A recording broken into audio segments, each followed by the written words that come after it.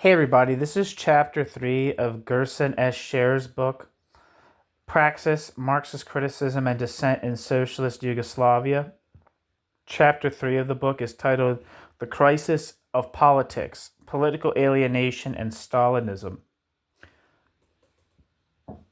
And it has two headings. It's 50-page chapter. It has two headings: Political Alienation and the Crisis of Politics, and Stalinism and its Legacy. There's a lot of text on the pages, so 50 pages. I mean, there's not that much text on each individual page, so the 50 pages shouldn't be too bad. So here we go. It starts with a quote. Quote, "Authority is a historical category whose necessity is conditioned by the very nature of social organization and social life. But insofar as social organizations are not eternal, neither are forms of authority relations. In this light, subordination to authority has been reasonable precisely to the extent that the structure of authority has left room for the development of human freedom, happiness, and dignity.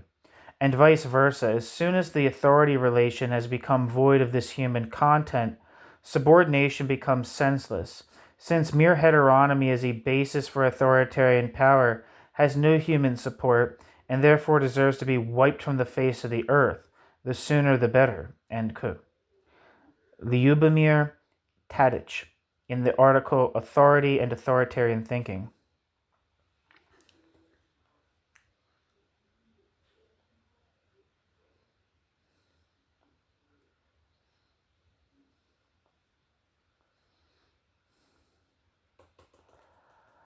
Mihailo Markovich, in a recent work, has distinguished between politics as politics is and what Markovich calls, quote, political praxis, end quote, or politics as it, quote, could be, end quote.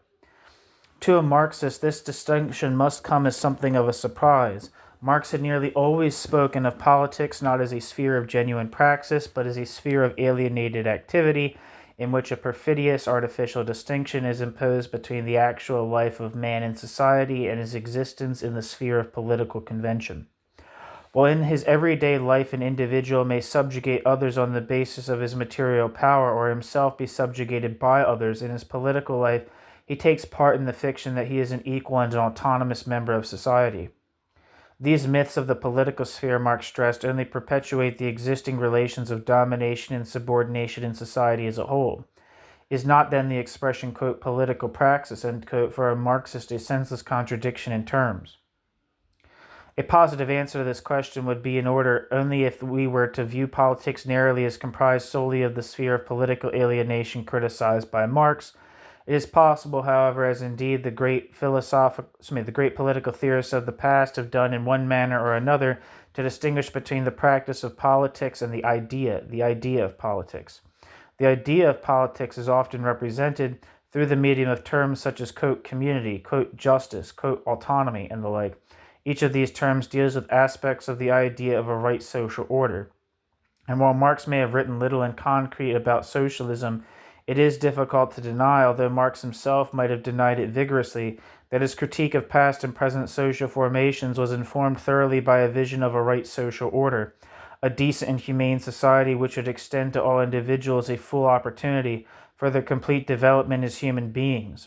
Such a vision, too, has inspired the political writings of the Praxis Marxists. It would thus seem unwarranted to dismiss the possibility of, quote, political praxis, end quote, without first asking whether politics itself is necessarily a sphere of alienation, or whether politics contains certain elements which, although perhaps imperfectly, express authentic human needs and strivings.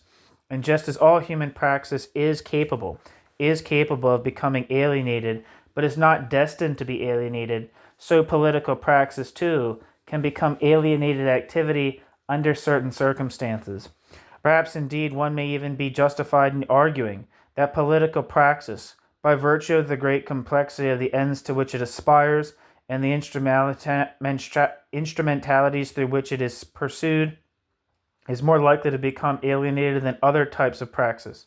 But this is far from asserting that, quote, politics has no place in a Marxian theory of praxis, or that the ends of politics are somehow irrelevant to Marxism as a whole, or that they are necessarily ideological in character. To be sure, concepts such as community, justice, and autonomy may be, and are, manipulated ideologically for inhuman ends, but it is difficult to conceive of a great social theory that would dispense with them entirely for that reason alone. This chapter is devoted to a clarification of the concepts of politics and political alienation suggested by the above distinction, with special attention to the way in which these concepts have appeared in the writings of the Praxis Marxists. The first section will attempt briefly to sketch the theme of political alienation through Marxist thought, and to use Marx's framework to gain an understanding of the thought of several of the Praxis Marxists about the nature of the world of politics. The second section considers Stalinism as a social system which, for the Praxis Marxists, represents the historically most extreme form of alienated politics. Indeed, it was the insistence of the Praxis Marxists on subjecting Stalinism itself to a rigorous and critical political analysis, an analysis based on a profoundly humanist view of life and society, that decisively molded the character of their subsequent social criticism and was most responsible for placing them among the most ardent foes of power relationships in all areas of Yugoslav life.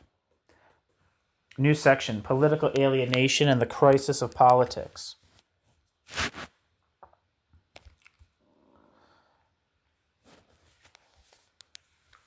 In the book Our Present Crisis, a book of essays published during the now famous Prague Spring, the Czech philosopher Karel Kosik indicates that the question, quote, what is politics, is of vital importance for the modern age. Our present crisis, Kosik warns, is less a political crisis than a crisis of politics itself. A crisis of politics itself. A crisis whose resolution hinges on socialism's ability to endow politics with new meaning and substance, and specifically on the fate of socialist democracy in its struggle with bureaucratic dictatorship. In the latter, Kosik argues the roles of leadership and guidance have been confused with the role of ruling. Quote, the identification of leading and ruling roles has been the source of one of the greatest mystifications in the history of socialism. Politicians talk about the leading role of the party, but think about the ruling position of a group in power. End quote. Kosik.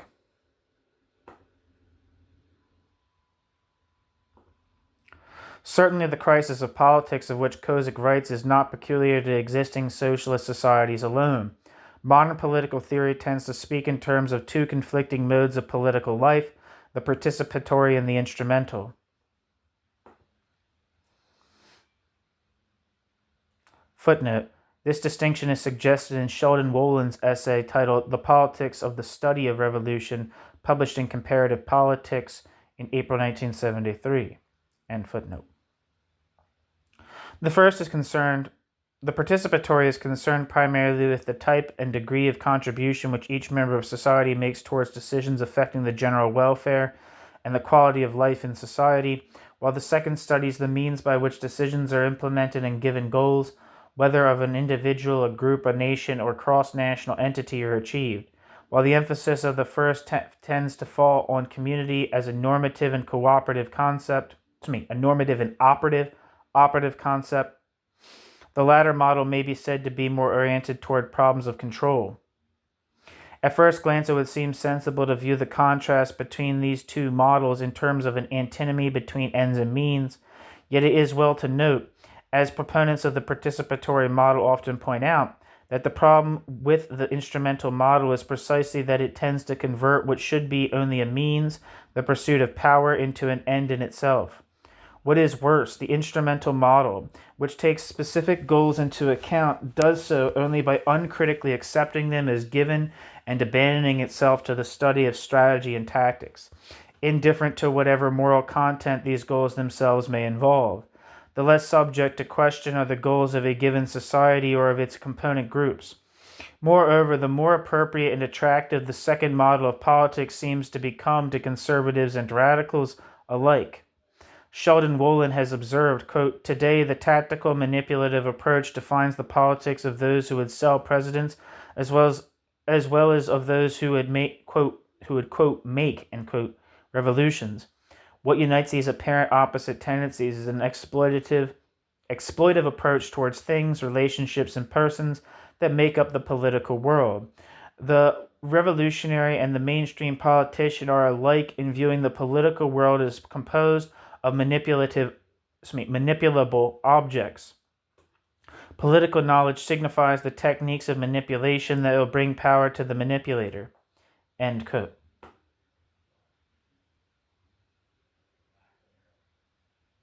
Sheldon Wolin. With this in mind, it is possible to characterize the crisis of politics above all the radical separation of politics as an instrumentality from the true ends of politics and its hypostatization into a mode of political life which develops principles and goals of its own, entirely of and often opposed to those ends. And those ends are none other than the pursuit of, quote, the good life, end quote, on the part of the whole community for each of its members.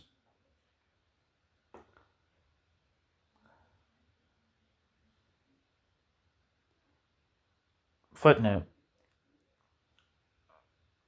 Levi speaks in terms of a tension between, quote, power divorced from value, end quote, and, quote, power grounded in value, end quote, and observes that, quote, the very form in which, quote, politics, end quote, is to be defined is itself a, quote, humanistic, end quote, problem, end quote, end footnote.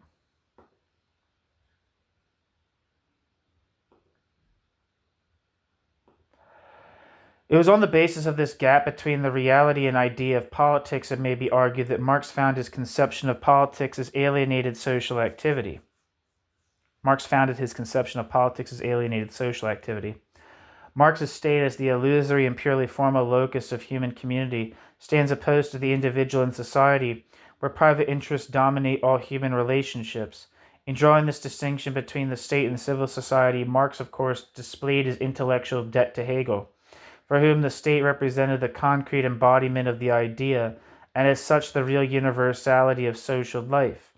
But for Marx, Hegel's conception represented one of the latter's characteristic total inversions of social reality, in which the real subject, man in society, becomes a mere predicate, and the real predicate, the state, becomes an illusory subject dictating its own requirements to man.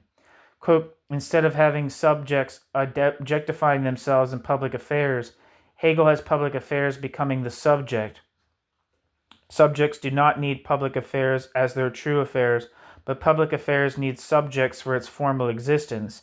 It is an affair of public affairs that it exists as subject. It is an affair of public affairs that it exists as subject, end quote. Marx.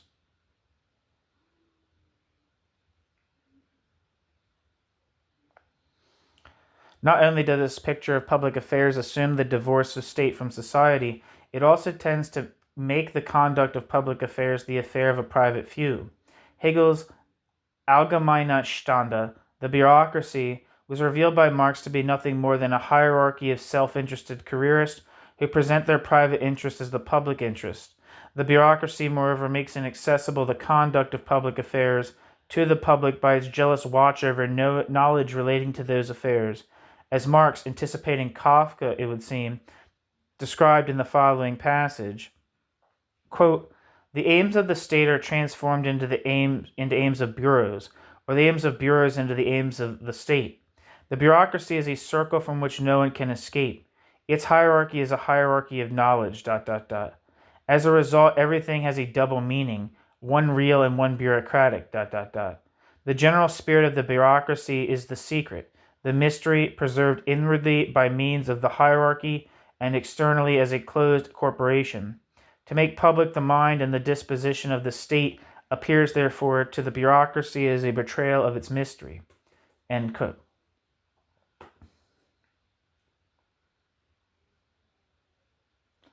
Marx, Critique of Hegel's Philosophy of Right. In the end, Hegel's state makes, quote, the being of the state, end quote, the conduct of public affairs, into its own, quote, private property, end quote. Marx. Footnote, here Marx's critique of Hegel seems to borrow from Rousseau's description of the degeneration of the social contract.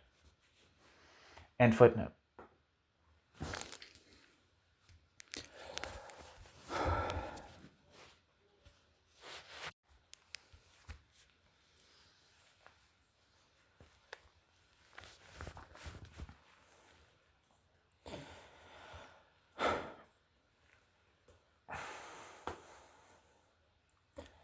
In his subsequent writings, Marx seems to have taken Hegel's conception of the state as paradigmatic of the real alienation of the state from civil society and bourgeois politics. Indeed, even as early as the critique of Hegel's philosophy of right, Marx asserted that, quote, Hegel is not to be blamed for depicting the nature of the modern state as it is, but rather for presenting what is at the essence of the state. For presenting what is as the essence of the state, end quote. Marx.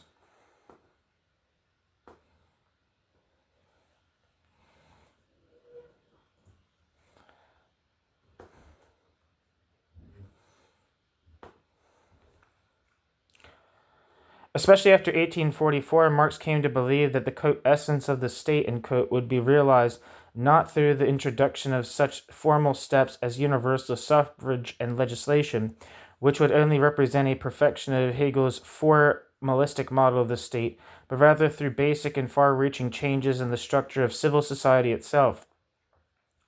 Accordingly, Marx turned from his critique of the state to a critique of civil society.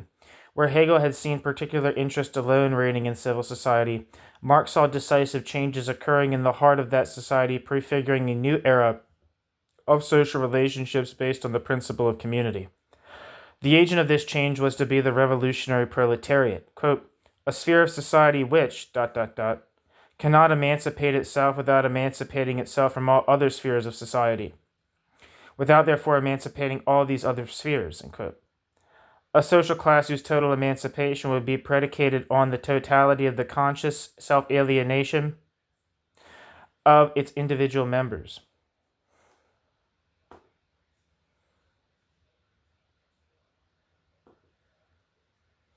Marx's critique of civil society, however, rested on more than a purely philosophical vision of the proletariat, as the above lines might seem to suggest.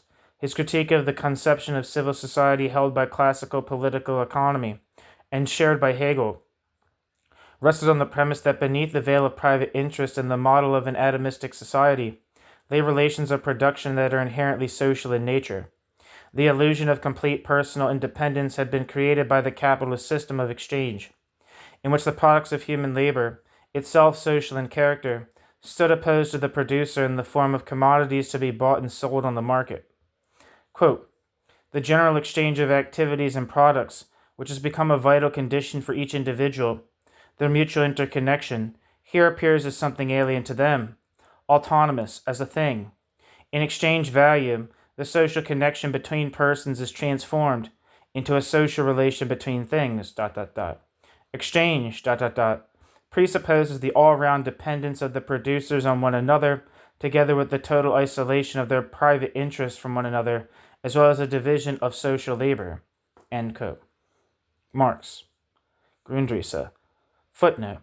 It is of interest that Marx speaks here specifically of a, quote, division of social labor, end quote, rather than a social division of labor, emphasizing once more the inherently social nature of the productive process.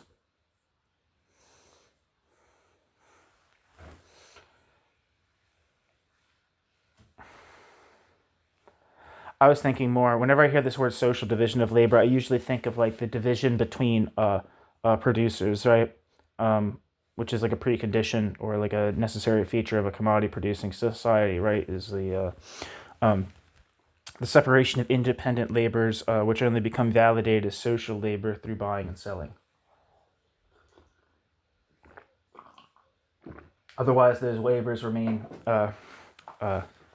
non social and constitute waste insofar as the capitalist system is concerned. Anyway, the development of the forces of production under capitalism, in Marx's view, tends to create conditions that increasingly emphasize the social nature of production and the powerful social bonds inexorably binding the workers ever more closely together in a tightly knit community. The concentration of capital, accompanied by the development of monopolies, the emergence of a global economic market, and the creation of new technologies involving the application of many hands and minds to a single process of production, all tend to create a, quote, working class, discipline united, organized by the very mechanism of the process of capitalist production itself, end quote. Marx. In the place of the competitive and falsely individualistic relations of capitalist production, Marx perceived the simultaneous development of new, cooperative social relations, which no longer set that which is common to all men apart from them in another sphere, be it that of community exchange or the state. In place of the quote illusory community end quote of the state and the deceptive atomism of civil society, Marx envisioned the development of a new form of authentic community, having its roots firmly planted in the productive process itself. The foregoing interpretive sketch makes it possible to appreciate the observations of many Praxis Marxists about Marx's critique of politics. For them, first and foremost in this critique is the concept of human community. Indeed, Rudy Supek states that the aspiration towards, quote, an authentic community of equal and free people, end quote, is the, quote, existential, end quote, element in the definition of communism. The alienation of man from man's product, Supek argues, is in the final analysis nothing less than man's self-alienation, quote, as a being of community, end quote, is that ideal totality of society for whose existence society is a historical and logical precondition. True community, in contrast to the, quote, illusory community, end quote, of class society, is in turn the precondition for total human emancipation, as Marx himself argued in the German ideology, quote, the transformation, through the division of labor, of personal powers, relationships, into material powers, cannot be dispelled by dismissing the general ideal of it from one's mind, but only by the action of individuals in again subjecting these material powers to themselves and abolishing the division of labor. This is not possible without the community. Only in community with others has each individual the means of cultivating his gifts in all directions. Only in the community, therefore, is personal freedom possible. End quote. Marx, German ideology. It is precisely this quest for community that the Belgrade political philosopher Ljubomir Tadić sees as constituting the main thrust of Marx's writings on society.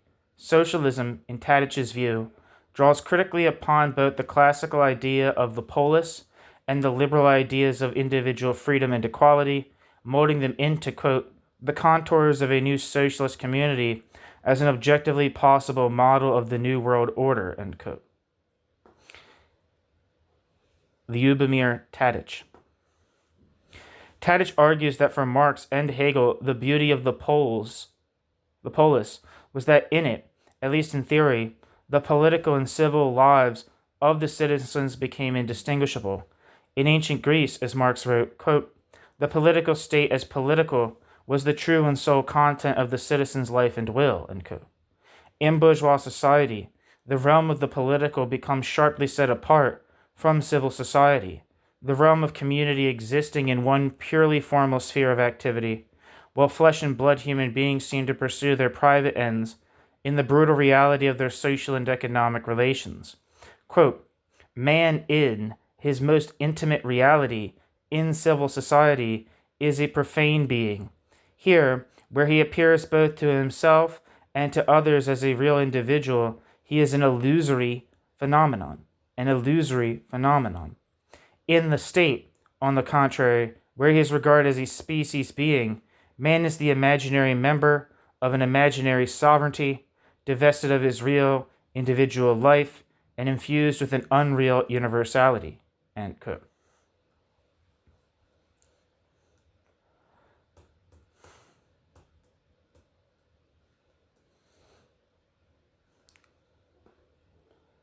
Marx, Critique of Hegel's Philosophy of Right. Even the abstract political community represented by the bourgeois state is flawed, however, since it is colored by the separation of the state from civil society. The rights of man guaranteed by the bourgeois state, quote, are simply the rights of a member of civil society. The rights of a member of civil society, that is, of egoistic man, of man separated from other men and from the community, ... it is the right of such separation, end quote. Marx. Early writings. Thus it may be said that while in one sense Marx embraced the idea of community as one of the primary goals of human activity, He rejected the idea of community when used in an ideological sense to manipulate perceptions of the existing state of social relations. Marx's dualistic attitude toward this central problem of politics is also reflected in his approach toward the Aristotelian idea of man as a, quote, political animal, unquote. Supik points out that Marx rejected such a conception insofar as it implies that men associate into society merely in order to pursue their several particular ends, and that the polis ought to be conceived of as existing independently of other types of human associations and superior to them.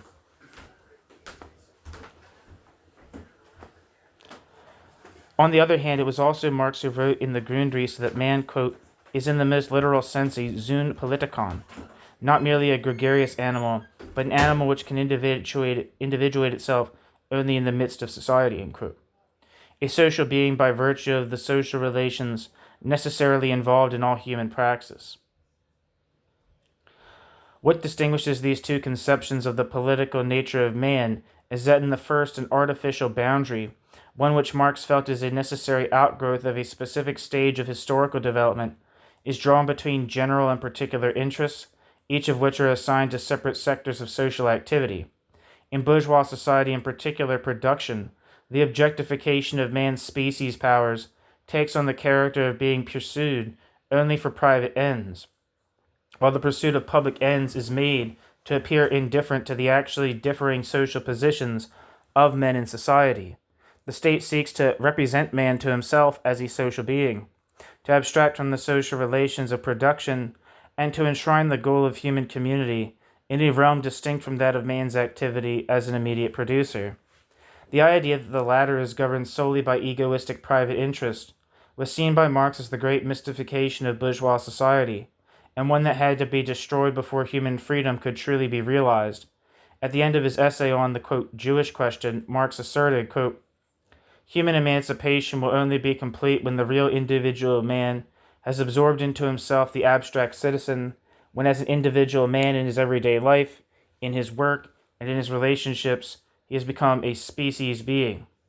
And when he has recognized and organized his own powers, parenthesis, forces prop, I'm not sure to say that, force prop, I don't know, or forces propres, I think it's probably force prop, as social powers, so that he no longer separates this social power from himself as a political power. When he has recognized and organized his own powers as social powers, so that he no longer separates his social power from himself as a political power, end quote. Marx. Early writings. Socialism, therefore, becomes nothing less than the dissolution of the boundary between the state and civil society, the transcendence of the most comprehensive aspect of human alienation, the alienation of man from himself as a social being of praxis. Politics disappears as a special sphere of activity, reserved only for the few, in which decisions concerning the social life of the many are made in a context divorced from the social activity of production. The core of the new community consists of the, quote, associated producers, end quote, collectively subjecting nature and history to rational control. Politics, as the pursuit of the genuine human community, is thus returned to human beings as they actually live in society, and not to the, quote, political man, end quote, of bourgeois society, whom Marx sees as merely, quote, abstract artificial man as an allegorical moral person, end quote.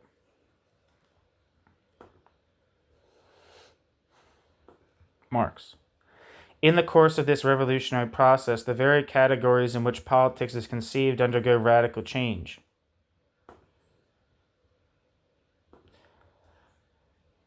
For instance, where civil society and political society become identical, Marx holds, the traditional concept of representation is given new meaning. Quote, the legislature is a representation of the same, in the same sense in which every function is representative. For example, the shoemaker is my representative insofar as he fulfills a social need, just as every definite social activity, because it is a species activity, represents only the species, that is to say, it represents a determination of my own essence, the way every man is the representative of the other. End quote. Oh shit, no, not end quote. the quote carries on. Here, he is representative not by virtue of something other than himself, which he represents, but by virtue of what he is and does. End quote. Marx. Hegel's critique of Hegel's philosophy of right. In the modern political state, however, the concept of representation affirms a framework of alienated social life. The professional politician takes it upon the professional politician's self to represent the professional politician's constituents' social powers on his constituents' behalf, while the citizens themselves are assumed to follow their own private interest in their everyday lives. In the final analysis, the realm of political affairs emancipates itself from its constituents, adopting a manipulative attitude toward them. As with Hegel's bureaucracy, public affairs comes to, quote, need subjects for its formal existence, end quote. And the question of the actual community of the real subjects of politics becomes the private concern of the stratum of, quote, public servants, end quote. Thus, the crisis of politics is at least in part a crisis of political meanings, generated by a society which artificially distinguishes between public and private spheres of activity. The crisis of meanings is illustrated by Tadic in the way in which contemporary social science approaches the problem of power. Whereas classical Greek political thought had as its goal the conceptualization of the good state founded on a notion of justice, Tadic criticizes modern elite theory for its primary orientation toward power and authority and its preoccupation with political efficacy rather than political virtue. Tadic bases his critique of modern elite theory on the argument that ever since Hobbes, political theory has used an undifferentiated concept of power, which presents the drive for power, conceived in terms of the ability to manipulate one's human environment, as a historical constant grounded in the human psyche. This concept of power is for Tadic an ideological concept of power in several senses. First of all, as in Hobbes, it fails to distinguish between power as the human capacity to transform the world, including, quote, natural human abilities such as strength and wisdom, and power as an instrumentality used to manipulate other people. Hobbes thus also spoke of wealth, friends, reputation, and servants as, quote, powers, end quote.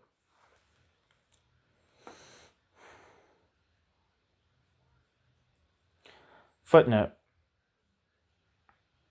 Never mind. There's something interesting in this footnote.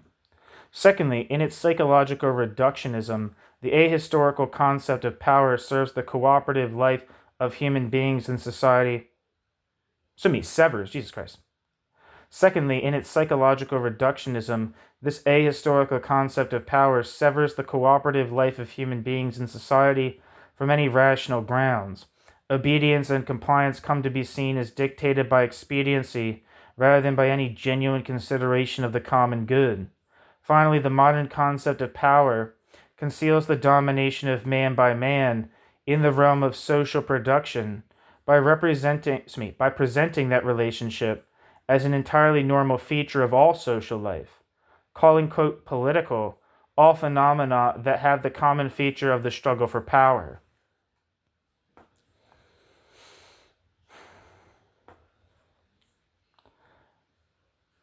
Thus, the artificial distinction between political and economic relations is shown to be a consequence of the ideological tendency to neutralize the moral implications of market society.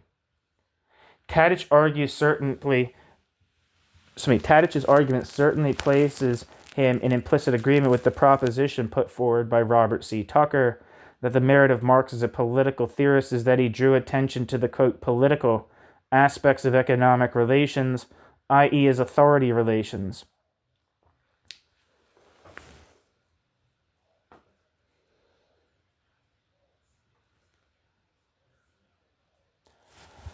Footnote. As in the seminal work of one of the chief spokesmen of modern American political science, Robert Dahl, in his Modern Political Analysis, Dahl states clearly, quote, political analysis deals with power, rule, or authority Economics concerns itself with scarce resources or the production and distribution of goods and services, ... It has proved intellectually fruitful to distinguish some aspects of life as, quote, economic and other aspects as, quote, political, end quote. Robert Dahl. Hence, Dahl argues, an economic system cannot be described as either, quote, democratic or, quote, dictatorial. Jesus Christ. What an idiot.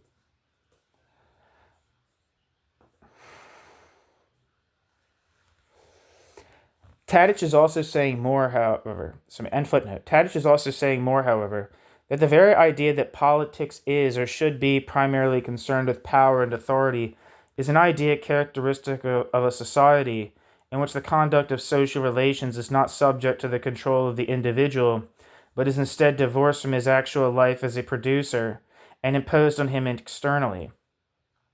It is, in short, a concept characteristic of the bourgeois distinction between state and society, a political science with, quote, power as its basic term of reference, Tadich argues, is better conceived as a science of political pathology.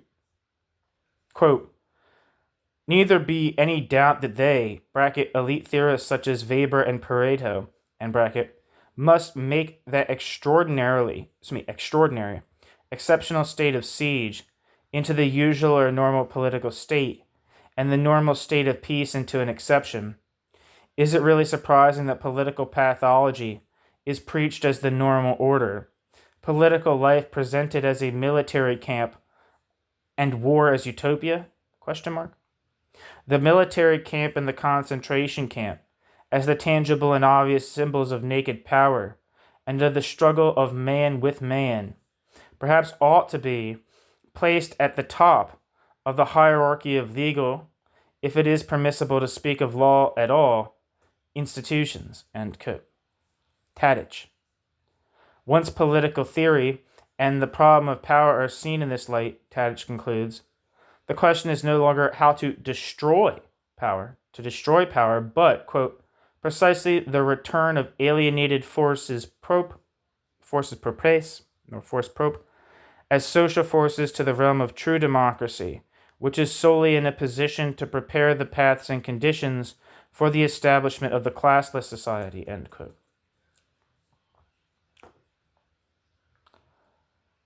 Tadich. Another concept of cardinal importance in modern elite theory is that of the, quote, mass. The, quote, mass is a term reserved for the large majority of the population, the, quote, non-elite, which elite theory perceives as atomized by the private concerns of its individual members, people incapable of formulating on their own any public demands beyond the horizons of their immediate experience, and who are thereby made susceptible to manipulation and demagogy. The concept of the mass, Tadich points out, was first put forward in its modern form in the profoundly conservative sociology of theorists such as de Maistre, de Bonan, and Le Bon, who saw the mass as, quote, a dangerous crowd that could be subdued by force, be it with the aid of deceit, faith, prejudice, obedience, or fanaticism, end quote. Tadich. Quote, public opinion, for these theorists, represented no more than the spontaneous, uneducated, and dangerous ravings of those incapable of assuming public responsibilities of any kind. In essence, Tadich argues, there is little difference between this notion of public opinion and that held by modern social science. The public opinion survey approaches its respondents as a faceless multitude whose views on public affairs are to be sampled at random. It is concerned only with the relative frequency with which certain responses occur, rather than the reasons for which those responses are given. In the case of theorists such as de Maistre, the capacity of the citizens for rational participation in public affairs is radically discounted. For modern social science, it is simply not of interest.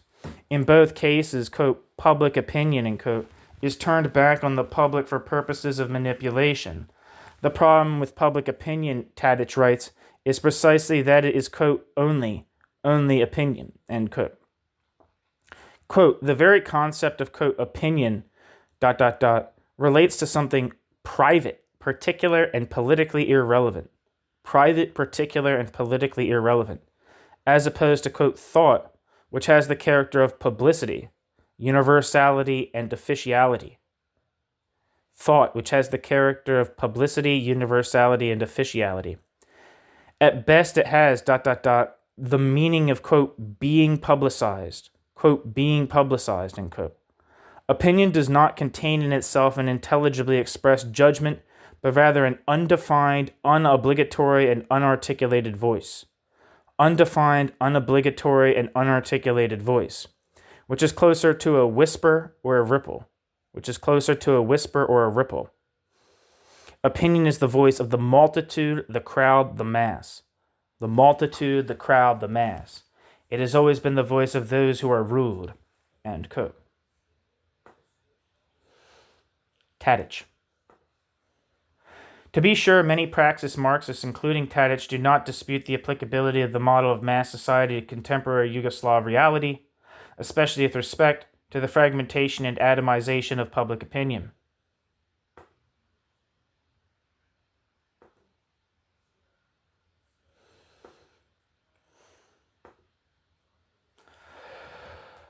Indeed, it is Yugoslavia's unique mixture of bureaucratic centralism, be it located primarily in the federation or in the individual republics, and market spontaneity in which they see powerful forces contributing to the heteronomy and privatization of the social consciousness of the Yugoslav public.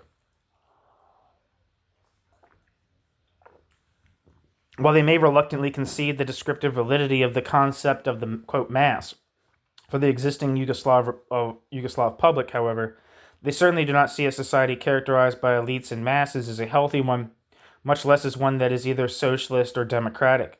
Quote, true or direct democracy, end quote, Tadich writes, quote, cannot be imagined without an imperative mandate and the possibility of recall, or the, quote, permanent agitation, end quote, Rudy Duchka, of those who execute public functions.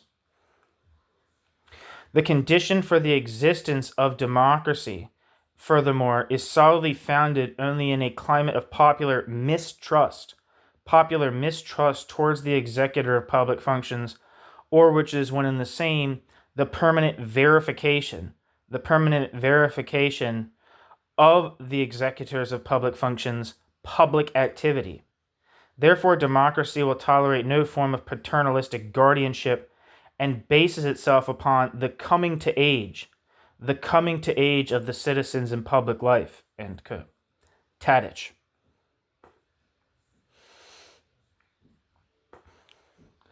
Thus, if socialism is truly to be the realization of democracy, it cannot tolerate the atomization of public opinion, but must instead promote and encourage a vigorous critical public opinion, perhaps indeed through the, quote, struggle of opinions, end quote, which resist all attempts to deprive it of its autonomy. As Tadich writes in another essay, socialism, quote, cannot view the popular mass as an amorphous crowd,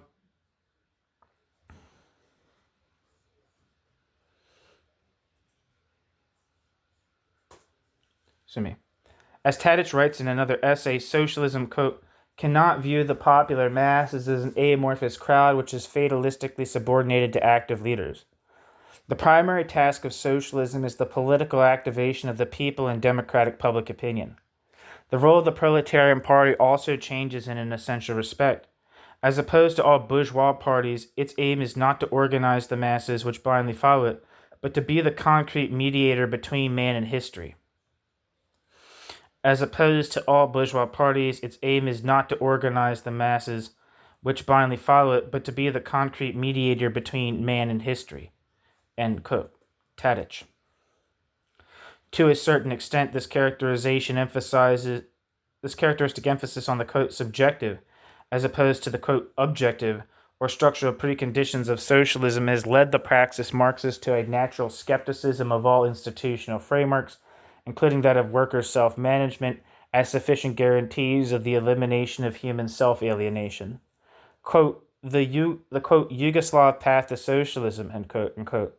Subic writes, quote, constitutes above all a rehabilitation of the category of community, with workers' self-management and social self-government, and of the category of the personality, with the freedom of scientific and artistic creation, and co.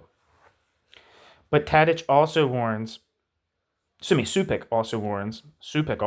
that, quote, the best ideas and intentions fixed at the level of social institutions can be disfigured, altered, and alienated in the guise of social pragmatism and routine if they are not supported by the personal character of human relations from day to day, end quote.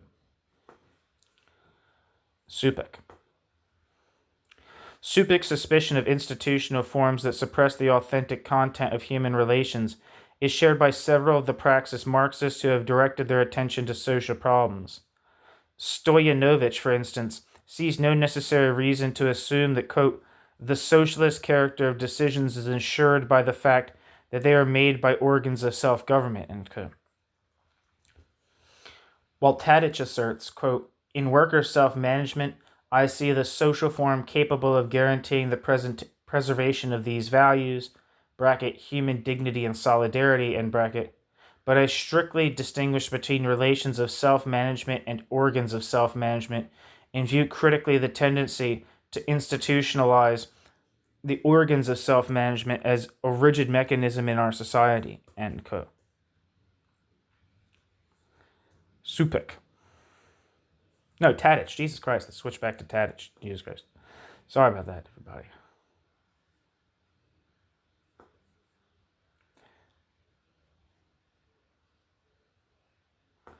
Wait, hold on. Yeah.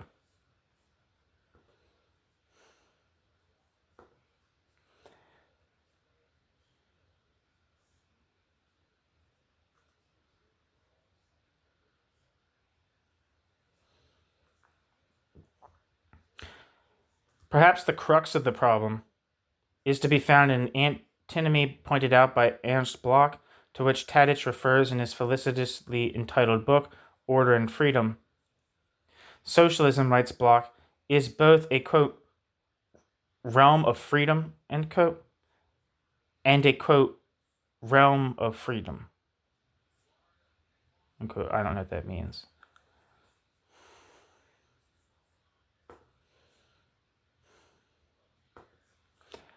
In this unity of opposites, I don't know what the hell, I don't think there's a typo here because it just says the same thing twice. In this unity of opposites is expressed succinctly one of the most difficult questions that Marxian theory and practice has had to face ever since Marx's writings on the Paris Commune and Engels' essay on the role of authority in industrial organizations. The problems of conceiving a mode of social organization that is consistent with the emancipatory goals of the revolutionary movement.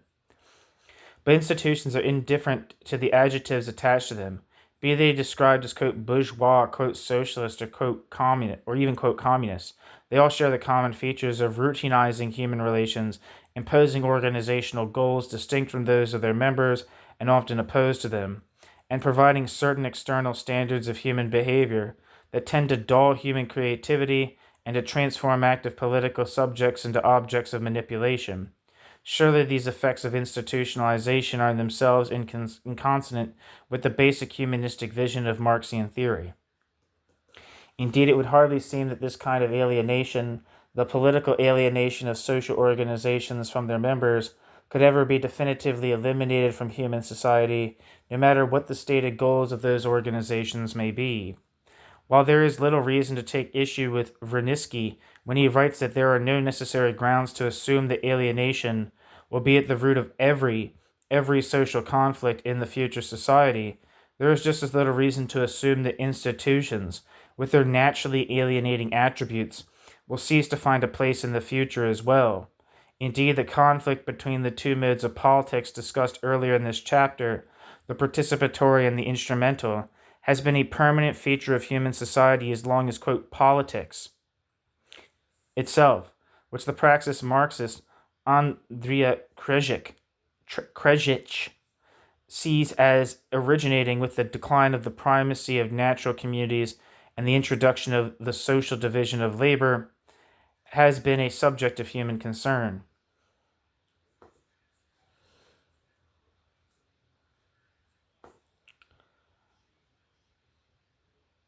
Given these generic conditions, the conflict does not seem likely to disappear.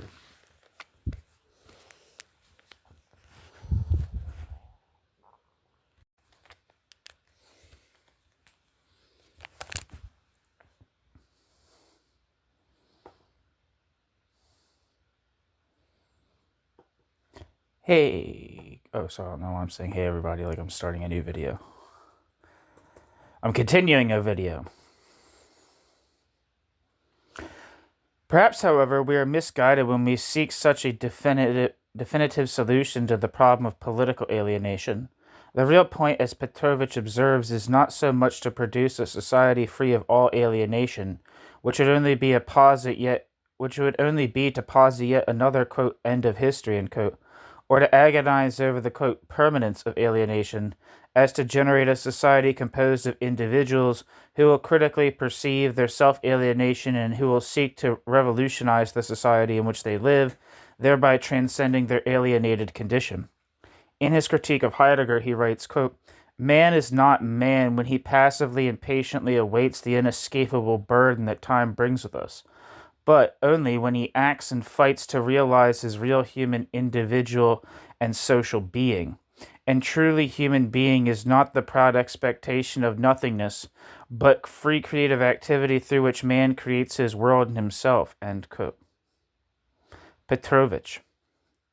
Echoing his colleague's skepticism towards instant institutional solutions, Petrovich warns that, quote, "It is possible to create a social system that would enable us and even stimulate the development of de-alienated individuals, but it is not possible to organize a society that would automatically produce such individuals."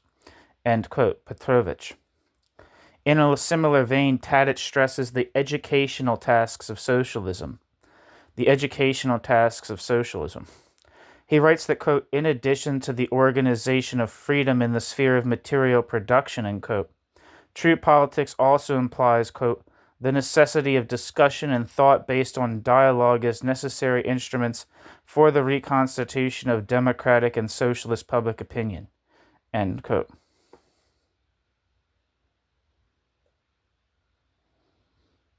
Petrovich. Thus, the Praxis Marxists have come to hold that the cultivation of man as a critical being of praxis is the sine qua non of socialism, without which the transcendence of alienation can be only a dangerous illusion. In this sense, they see socialism as a society characterized by, quote, "permanent revolution," end quote, not only in the traditional political sense of the term, but more importantly in the sense of continual demystification of all social and political relationships which have been distorted by ideological thinking. This notion of permanent revolution, Tadic claims, was for Marx implicit, quote, "in the critique of all existing conditions in its basic expression," which extends from the letter to Ruga of 1843 to the afterword to the second edition of Volume 1 of Capital. End quote. Lyubomir Tadic. Any scheme in which communism is measured by the passage of individual, quote, "stages" is unacceptable to the Praxis Marxists insofar as the totality and continuity of the revolutionization of man and society are thereby overlooked. Markovich, endorsing Gramsci's insistence on the development of the revolutionary movement, warns that, quote, "if culture is vulgarly understood as a mere social superstructure, this would only serve to divide the revolution into phases, the first political, then economic, and finally cultural. Then the revolution is reduced to the seizure of power, and the cultural revolution is degraded to mere educational and ideological work in the framework of the peaceful construction of the new society." End quote. Mihailo Markovich.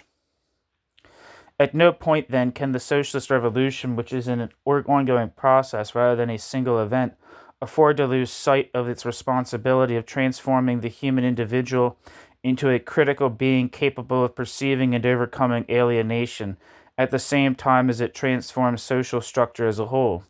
And if, quote, "to be radical is to grasp things by the root," end quote, where, quote, "the root is man himself," end quote, then socialism can never afford to neglect the human values on which it is founded.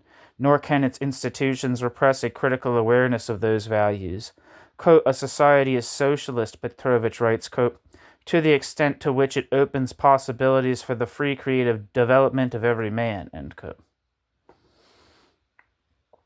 Petrovich, Philosophy and Socialism.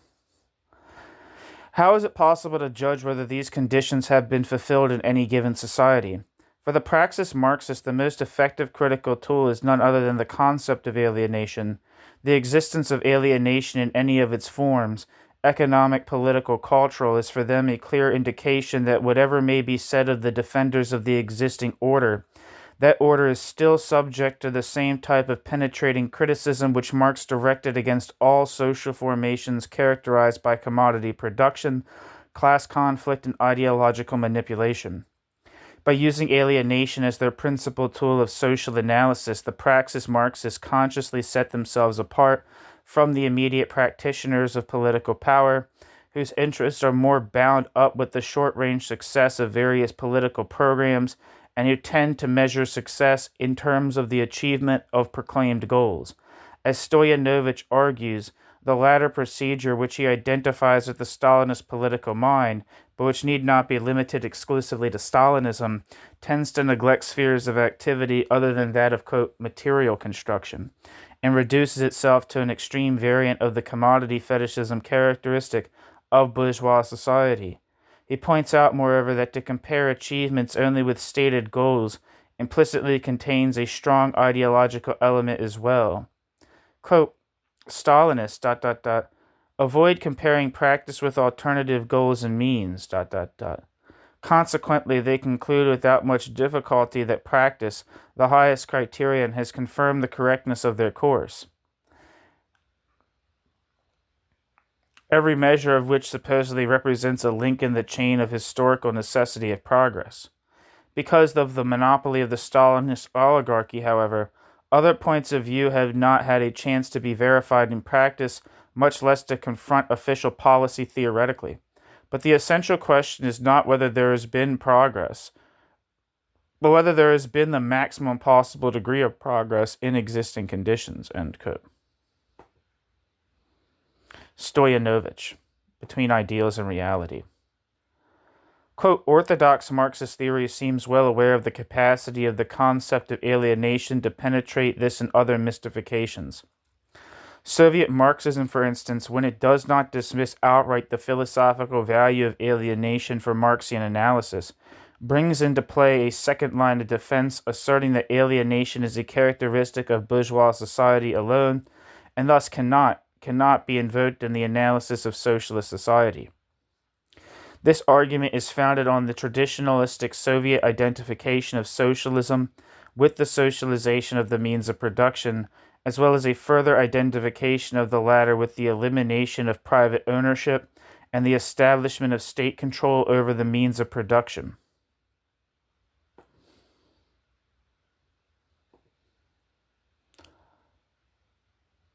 Of course, an objective reading of Marx's works will reveal that in his critique of, quote, crude communism, end quote, he opposed the simple elimination of private property to what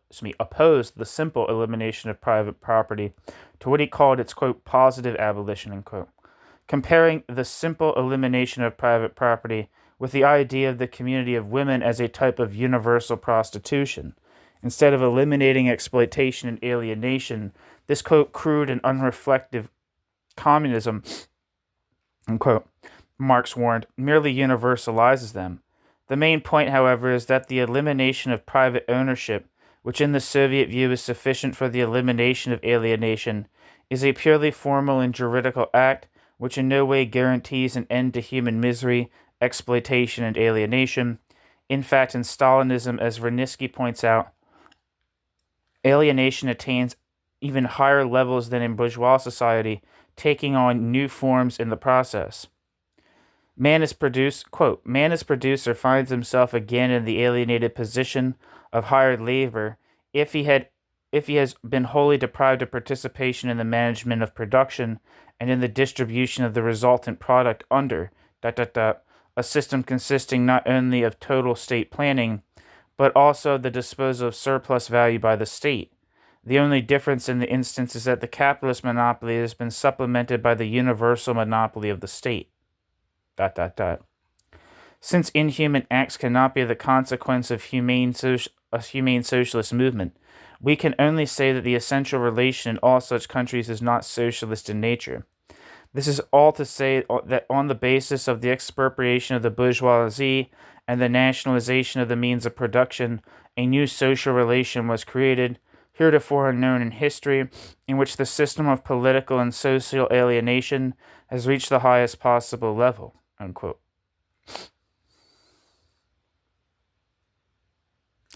In the final analysis, the reluctance of many regime ideologists to use the category of alienation in their social analysis is perhaps best accounted for by the simple proposition offered in a Praxis essay by the Hungarian Marxist Mihaly Vajda.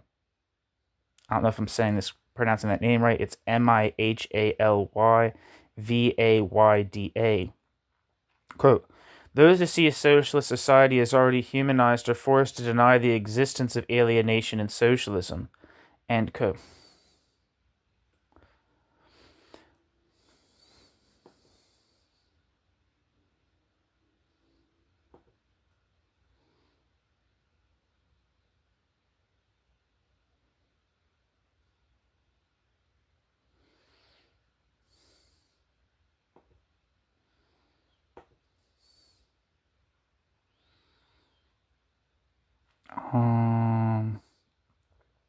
Footnote. Mihaly Vajda emphasize. This is a footnote. Mihaly Vajda, emphasis in the original. The debate about the applicability of the concept of alienation to non-capitalist societies is by no means confined to the theorists from the quote, socialist countries of Eastern Europe.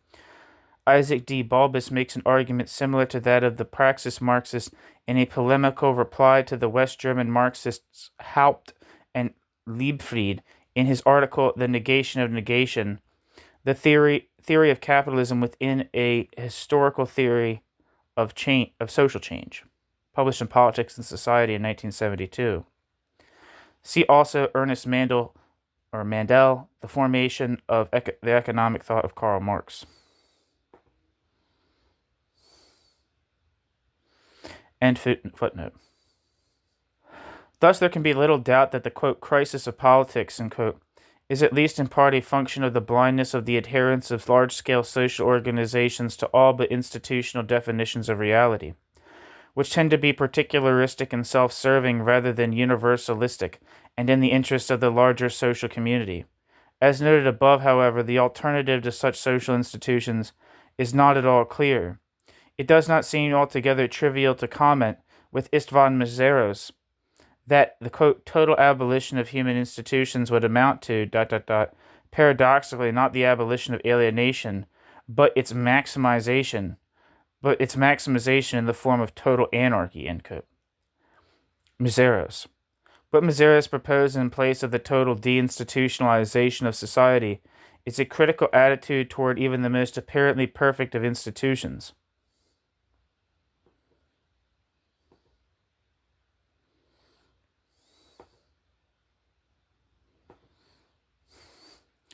It is this attitude of constant watchful criticism that was most characteristic of the Praxis approach to Yugoslav political life.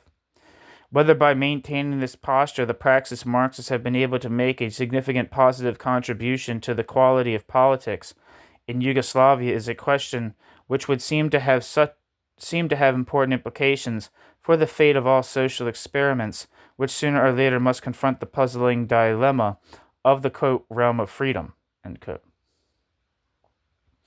New section, Stalinism and Stalinism's legacy. If the concept of human community forms the positive basis for a Marxian critique of politics in the eyes of the Praxis Marxists, they find the antinomy of that community in the social structure commonly referred to as, quote, Stalinism.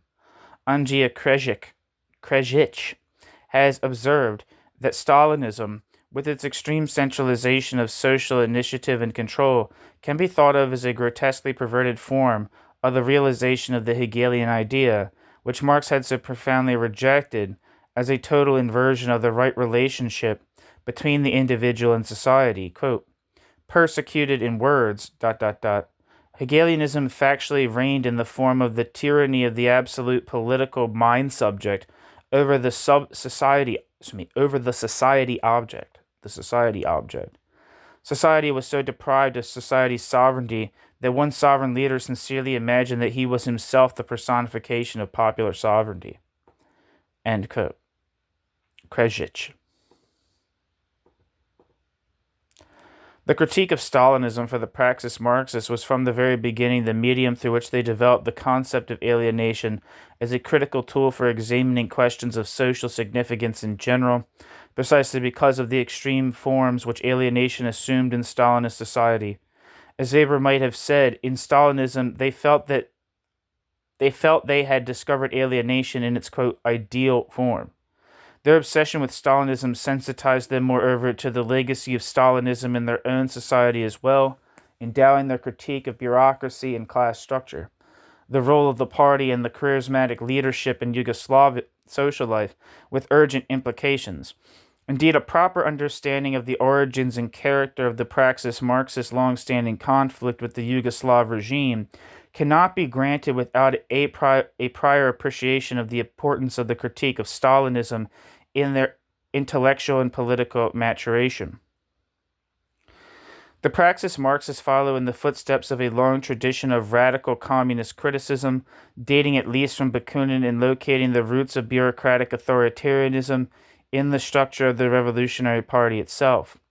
But unlike Bakunin and more particularly the later left communist critics of Lenin, many of the Praxis Marxists have made certain concessions to the argument that the model of a vanguard party, characterized by tight organization and strict discipline, may be justified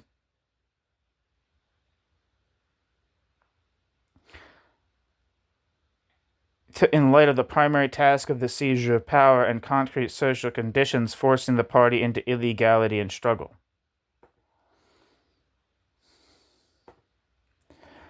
They are also generally more cautious and moderate with respect to Lenin and Leninism than those who would seek to present Stalinism as the necessary consequence of Leninist practices. Vranitzky, for instance, points out that despite his vision of a strictly disciplined organization of professional revolutionaries, Lenin did not take severe measures against Bukharin in reprisal for the latter's opposition to the peace strategy of Brest-Litovsk, while Tadic stresses the vast differences in method and scope between Leninist and Stalinist party purges.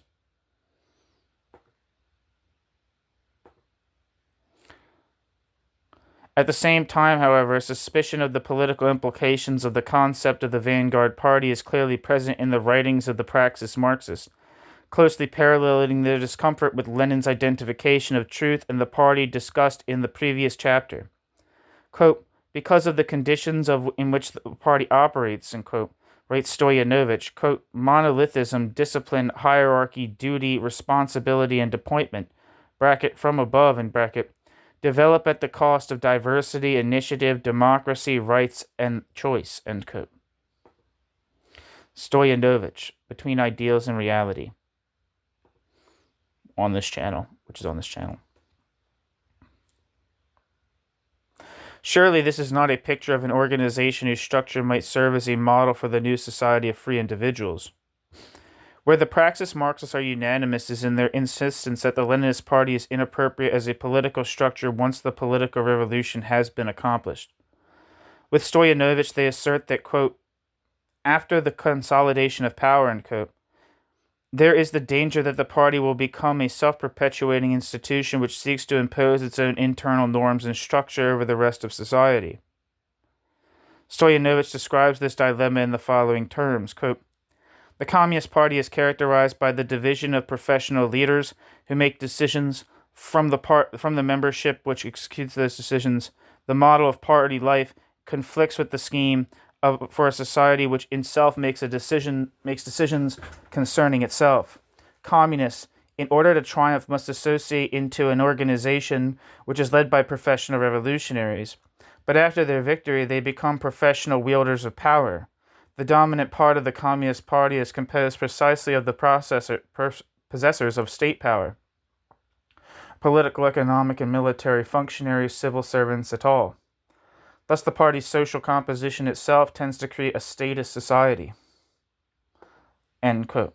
Stoyanovich. Both Stoyanovich and Markovich, moreover, find a moral dimension as well in this problem, which they identify in part as a problem of the conduct of the members of the revolutionary elite. Stoyanovich sees one of the principal factors in the, quote, degeneration of the revolution in the, quote, finalization of revolutionary means, unquote, including revolutionary violence and organization, which tend to become ends in themselves. In a similar vein, Markovich states that while socialism is in need of transformation, of a transformational elite consisting of, quote, rational, socialized, and human persons who understand the major aim of the social process, unquote, the question of elite behavior after the revolution is also of utmost importance.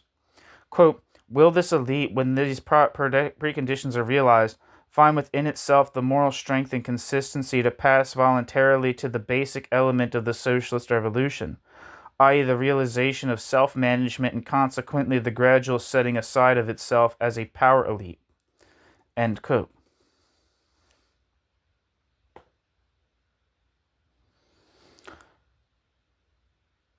Markovich, in a piece titled Socialism and Self-Management. Maybe that's on this channel, I'm not sure. Footnote. In a later essay, Markovich is obviously less sanguine about the elite's ability to set itself aside voluntarily, especially if it happens to be dominated by a strong personality. Here, Markovich advocates some rather bold preventive measures. Quote, analogously to the norms of ancient democracy, it should be a matter of revolutionary ethics to remove potential charismatic leaders from positions of power and influence and to transfer them to other important social functions, end quote. And that's from a book by Markovich titled From Affluence to Praxis.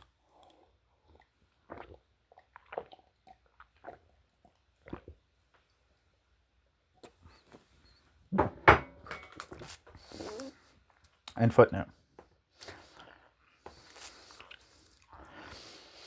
Where precisely is the threshold beyond which the party ceases to be a truly revolutionary organization and becomes the core of the new bureaucratic order? Clearly, to declare only post facto that the threshold has been transgressed is intellectually unsound as well as politically dangerous, as Trotsky and many others discovered only too late. Nor are the Praxis Marxists very clear on this point. Many historians of the Soviet political system have pointed to the 10th Party Congress and the suppression of the workers' opposition as a crucial turning point.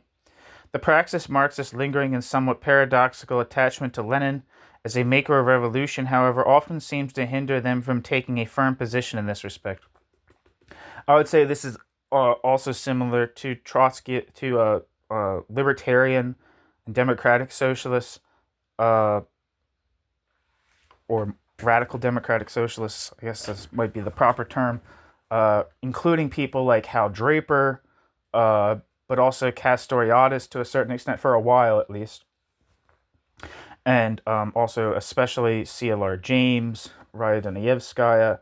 They, from what I'm seeing, never quite really get to grips with the early degeneration of the Russian Revolution, and kind of, at least for lots of their writings, kick the can of counter-revolution or degeneration much further down the chronological field than I think is appropriate. Check out the piece on here. It kind of talks about this. It's like the historical problems of CLR James's conception of Lenin or something like that by Matthew Quest. It's a phenomenal piece.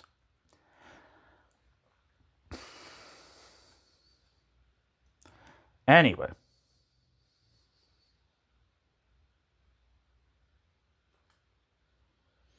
Apparently unable to reconcile Lenin's earlier support of the, quote, Fab Zavkomi, parenthesis, the factory committees which Lenin viewed as an important instrument for the radicalization of working class consciousness, in parenthesis, with the decisions of the 10th Party Congress, quote, political writers such as Stoyanovich and Tadich weekly appeal for further study of Lenin's role in the treatment of the workers' opposition, rather uncharacteristically refraining from passing judgment on this important issue.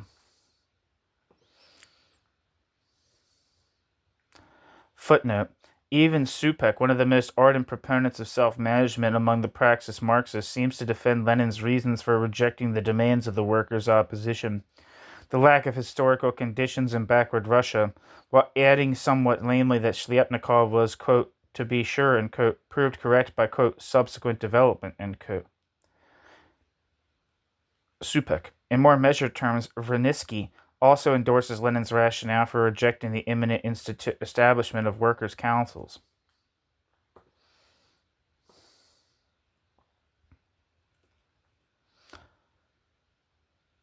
End footnote. Thus we are left with the line drawn by Stoyanovich between the periods before and after the, quote, consolidation of power, end quote. But it would certainly seem that the structural consequences of the enormous growth of party-state bureaucracy during the period of the Civil War are adequate demonstration that to use such a vague historical standard as the, quote, consolidation of power, end quote, creates more problems than it resolves. A similar problem of historical interpretation is evident in the only study of a Praxis Marxist completely dedicated to the political history of the USSR, Andrea Krejcik's book, Political Society and Political Mythology, Contribution to the Critique of the, quote, Cult of Personality, unquote. Krejcik's main contention is that the Soviet critique of Stalin's, quote, cult of personality, unquote, is inadequate since it ignores the serious structural and historical conditions which engendered bureaucratism throughout Soviet history, even during Lenin's lifetime. Footnote. Krejcik does not, however, assign the responsibility for these abuses to Lenin. Indeed, Krejcik attaches considerable importance to Lenin's increasing concern with bureaucratism toward the end of his life. End footnote. The exhaustion and decimation of the best elements of the Russian working class during the Civil War was, in Krejcik's view, one of the primary factors in the growing alienation of the party from the working class. The rule of the working class thus yielded by default to the rule of the party, which, quote, relatively quickly was itself transformed into a centralized bureaucratic machine, end quote. Footnote. As evidence, Krejcik points to the rapid growth of the staff of the chief party secretary after the death of Sverdlov. End footnote. The revolutionary principle of democratic centralism gave way to the rule of a purely administrative type of centralism. Of the Stalinist thesis of the, quote, sharpening of the class struggle, end quote, under socialism, Krejcik comments that throughout the campaign for rapid industrialization, the regime did indeed intensify the class struggle between the regime's self and the rest of Soviet society. Krejcik suggests that the decisive turning point came at the time of the, quote, Great Break of 1929, once the party had emerged as the unquestionable ruling factor in Soviet society. Quote, at the end of the war, bracket, i.e. approximately the first decade of Soviet power, in bracket, there was no longer a social need for an extremely centralized state organization, for the concentration of enormous power at the top of the political organization, bracket, in the same way, end bracket, as this had been socially necessary when the Revolutionary Party was only organizing the new state for the sake of preserving the first achievements and for the fateful struggles of the future, end quote. The state ultimately became, quote, an end in itself and preserved itself against the social forces which it had at one time served, end quote.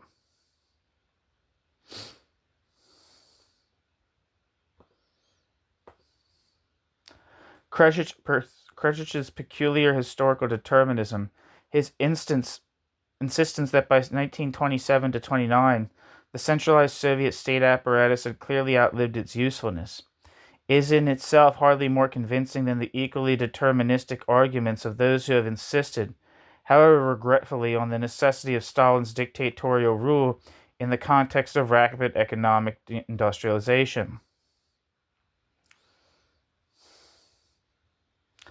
The, quote, social necessities, end quote, of the day were not nearly as clear as the participants in the struggles of the 1920s as Krejcik would have it seem.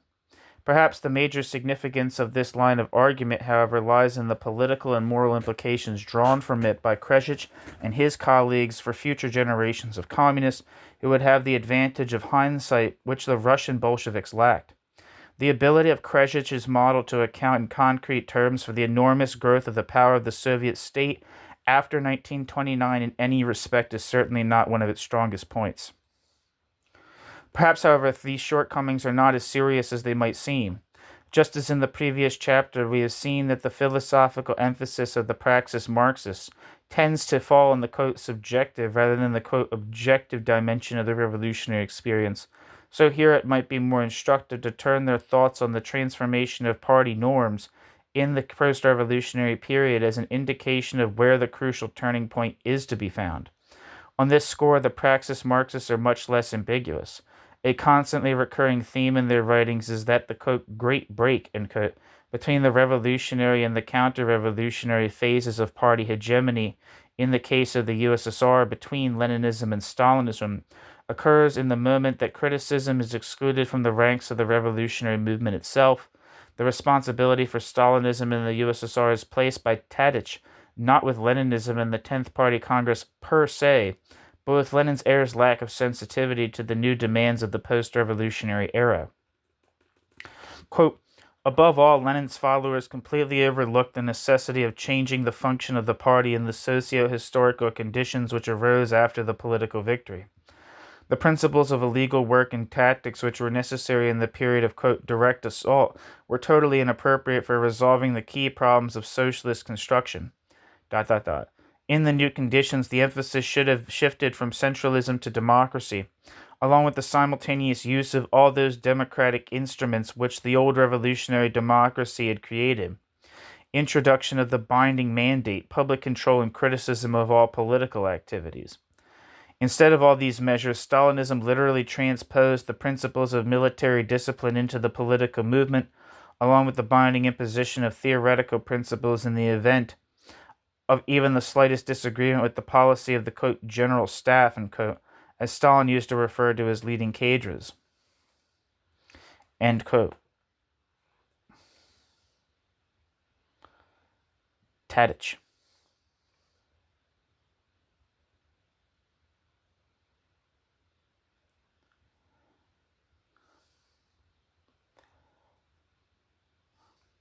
Footnote. Although not explicitly acknowledged by the Praxis Marxists, the Trotskyist interpretation of Stalinism as a bureaucratic thermidor is maintained largely intact in their critique of the USSR. See, for instance, Tadic, who describes the advent of Stalinism as a, quote, bureaucratic counter-revolution, end quote. End footnote. With this in mind, it was suggested at the June 1974 Novi Sad Symposium by a young legal theorist from Sarajevo, who would later briefly become an occasional contributor to Praxis, that the break between Leninism and Stalinism should be dated to 1924, the year of Lenin's death, and the 13th Party Congress. Quote, in 1924, Robert Daniels has written, quote, official communist politics and thinking became both monolithic and monotonous. The very dullness of the 13th Congress and those that followed, was indicative of the rapid change in the Soviet intellectual climate. The empty platitudes, the dogmatic assumption of the infallibility of the party, and the insistence on absolute unity have remained constant features of communist thought. The substance of party doctrine has changed, but its permanent forms date recognizably from this time. End quote. R.V. Daniels. While the historical accuracy of Daniels' argument may be open to question, it is the image of routinization embodied in the doctrine of ideological unity as the precondition for decisive action that the Praxis Marxists see at the root of the revolution's degeneration. Quote, in such conditions, end quote, writes Tadic, quote, the party increasingly transforms itself from a revolutionary and democratic organization into a bureaucratic centralist apparatus with police functions, end quote. Tadic. Turning to the Praxis critique of Stalinism itself, one of its most striking features is its apparent similarity to Western interpretations of Stalinism as a, quote, totalitarian society. Tadic, for instance, decries the, quote, total politicization of social life and, quote, under Stalinism, while Vernitzky devotes much attention in his history of Marxism and elsewhere to Stalin's, quote, tragic identification of socialism with the state and his insistence on the political direction, quote, from above, end quote, of all types of social activity. In his critique of Stalinism, Krejcik claims that Stalinism can best be understood as a, quote, political society, end quote, characterized by a total alienation of the institutions of politics from the producers and the voluntaristic rule of those institutions in what Krejcik calls, in the most literal sense, a, quote, political economy, end quote.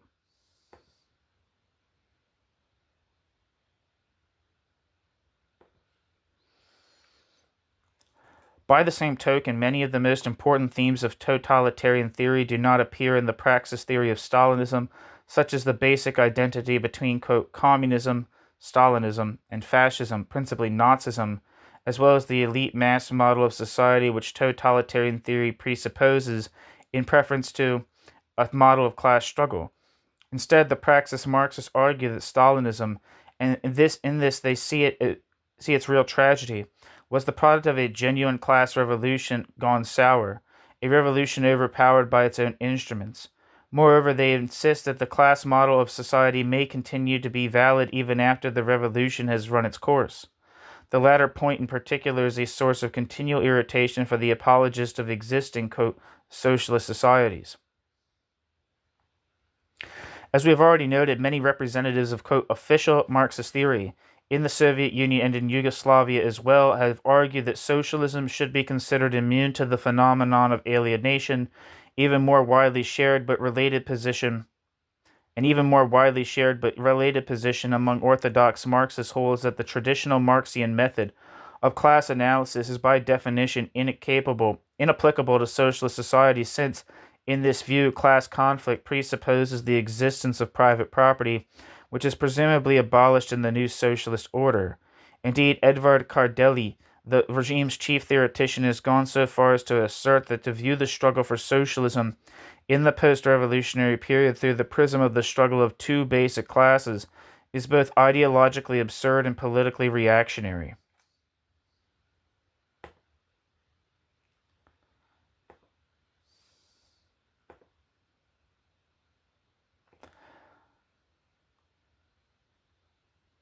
In a somewhat more moderate tone, Miroslav Pekulich, a political theorist and former member of the LCY Executive Committee, has insisted that class conflict is a historically specific form of social conflict. With the dissolution of private property in socialism, Pekulich asserts the nature of social conflict changes accordingly. With respect to bureaucracy in particular, Pekulich writes that as a, quote, phase of socialism, it is a, quote, historically specific sui generis category. It is not identical with, quote, class.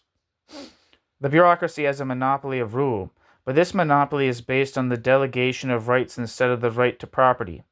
The bureaucracy does not have an independent economic base in private property, The fact that its power is based on representation, delegation, puts it in a different relation to those whom it rules. It must be more cognizant of their consensus and interest.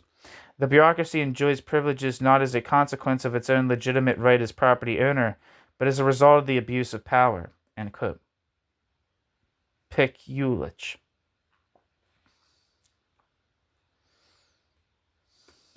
And that's literally like straight up Trotsky right there,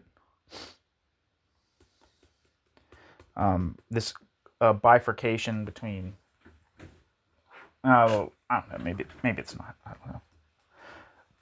I'd have to reread the quote to actually make that determination with conviction. The difficulties which Pekulich's position are readily evident. If, as he states, its, quote, emancipation from its class basis, the working class, of which it is the representative, is the essential constitutive element of bureaucracy as a system of social relations, end quote. Pekulich. Then the delegation of rights, in fact, ceases to be the real basis of bureaucratic power in any but the purely chronological sense. The bureaucracy's pretensions to represent the social consensus or even the consensus of the working class alone then simply become elements of bureaucratic ideology. Indeed, it should not be forgotten that the bourgeois state also derives formal authority from the principle of representation through delegation, and it certainly does not publicly found its legitimacy on any specific right proceeding from the possession of private property, as Pekulich states. But there are even more powerful reasons for skepticism toward Pekulich's line of reasoning related to the nature of property itself. The category of property, as noted earlier in this chapter, is not exhausted by the existence of formal legal title to a particular material object. Property is more fundamentally a social relationship inhering in the exclusive monopoly over the exercise of a particular function, or the use of a specific resource, a relationship, furthermore, which is generically and ontologically bound up with the existence of alienation, and which indeed presupposes alienation, as Marx himself observed.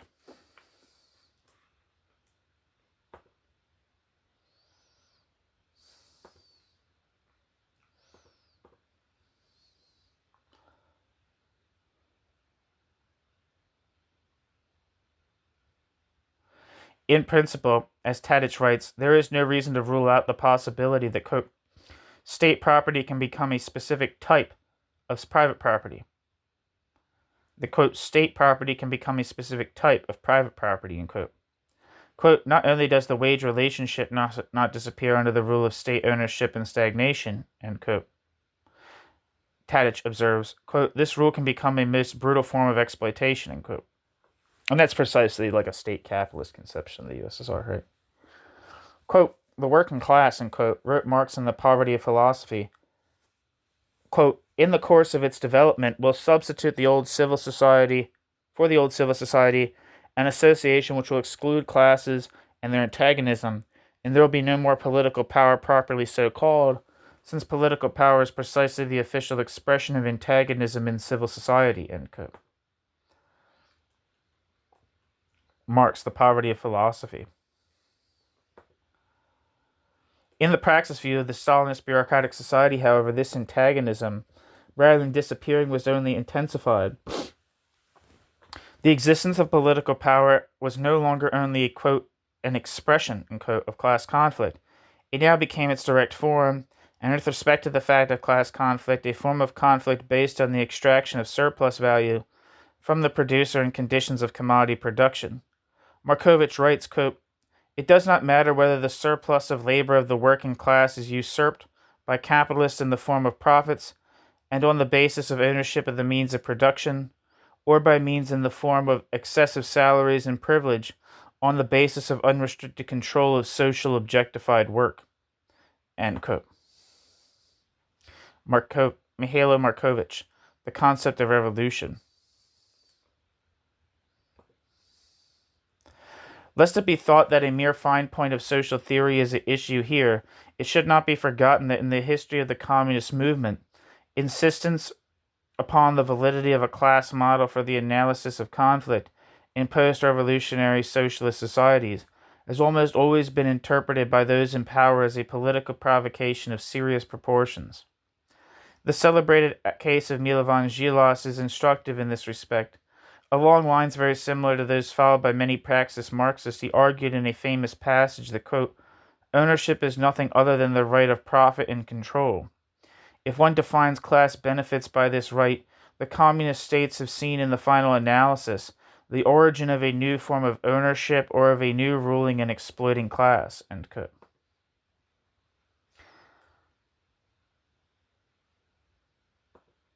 Žilas.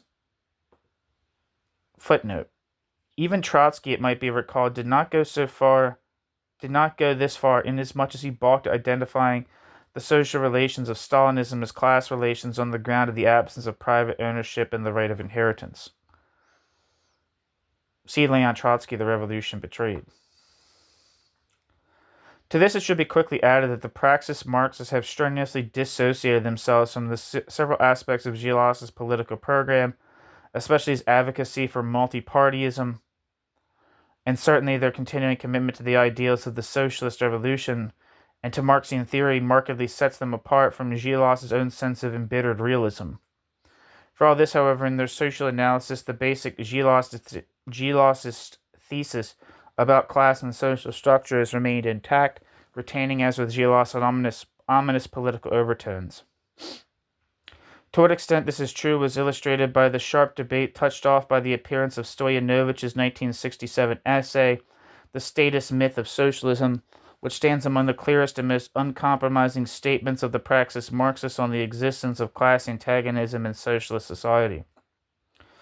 Throughout the article, The Statist Myth of Socialism, which I think is a chapter in that book, Ideals Between Ideals and Reality, throughout the, quote, statist myth ran a simple thread of demystification graphically summarized in this passage, quote, beginning with the bloody collectivization of the peasantry in the USSR at the end of the 1920s, through the mass extermination of communists in the 1930s, the Stalinist offensive against Yugoslavia from 1948 on, the military intervention in Hungary in 1956, and concluding with the occupation of Czechoslovakia, Marxists have despairingly asked themselves the same question time and again. How is all this possible in socialism? How is all this possible in socialism? Quote, socialism in which debureaucratization, economic decentralization, the elimination of political terror and censorship, the introduction of workers' self-management, the attainment of national sovereignty, and so on, in which all this represents counter-revolution, can hardly be called socialism in Marx's sense of the term, end quote. Rather than speaking of what he claimed to be such self-contradictory ideas as, quote, state socialism, or, quote, bureaucratic socialism, end quote, two of Cardell's favorite euphemisms, or even, quote, statist communism, end quote, Stoyanovich suggested that a new category must be added to the traditional framework of Marxian class analysis, that of, quote, statism. Quote, in statist society, the ruling class is the collective owner of the means of production. The share of surplus value appropriated by its members is defined by their position in the state hierarchy. Actually, the nature and degree of their participation in all decisions about production and the distribution of surplus value is defined in this manner. In the specific case of the statism which developed in the wake of the degeneration of the socialist revolution, the state apparatus coalesced with those of the Communist Party and other political organizations constituting its transmission mechanisms. As the collective owner of the means of production, this apparatus employs the labor force and exploits it, end quote. Stoyanovich. To be sure, the concept of, quote, statism is itself quite problematical. Its chief theoretical shortcoming, it would seem, lies in its very comprehensiveness. It is not at all clear at first glance, for instance, how various societies characterized by state domination, from, quote, Oriental despotism to many modern African political systems, for instance, would usefully, if at all, be distinguished from the sort of statism typified by Stalinism.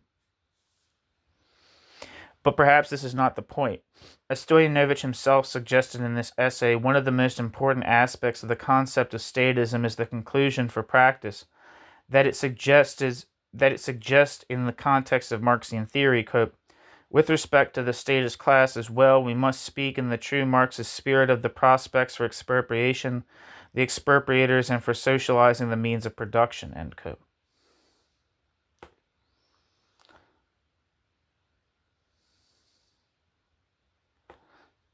Stoyanovich. Footnote, see Stoyanovich, Between Ideals and Reality. The bulk of this essay first appeared in Praxis, number 2, 1967. Quotations here from Between Ideals and Reality. Words such as these could not but evoke sharp reactions from party leaders, and these were not long in coming. Miroslav Pekulich disputed Stoyanovich's thesis in an article given broad circulation through the official journal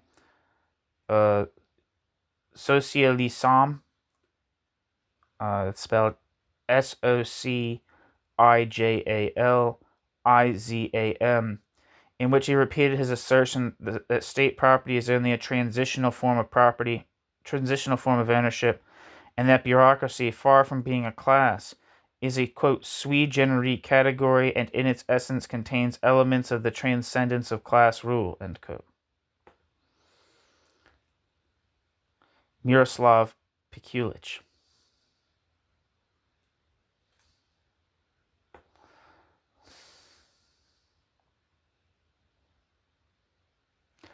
On this basis, he concluded that, quote, bureaucratized state socialism, end quote, should still be considered a, quote, type of socialism, end quote. Shortly thereafter, Cardell himself joined in the rebuttal, characteristically choosing to emphasize the practical side of the problem. After reiterating his accustomed position that the bureaucracy is a mere, quote, fraction of the working class, he issued what might well be interpreted in the light of future events as a veiled threat to the proponents of a class analysis of socialism. Quote, if we accept the thesis that antagonistic classes exist and that a political settling of accounts among them is unavoidable, then we orient ourselves towards a struggle for power among the political cliques, toward the creation of a political society, and toward the negation of the leading role of the working people.